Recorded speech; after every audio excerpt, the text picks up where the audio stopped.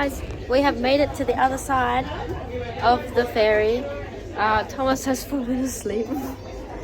But we have, the dock is set up and loaded up and everyone else is leaving. We're just waiting till everyone else is gone so we don't have to rush out.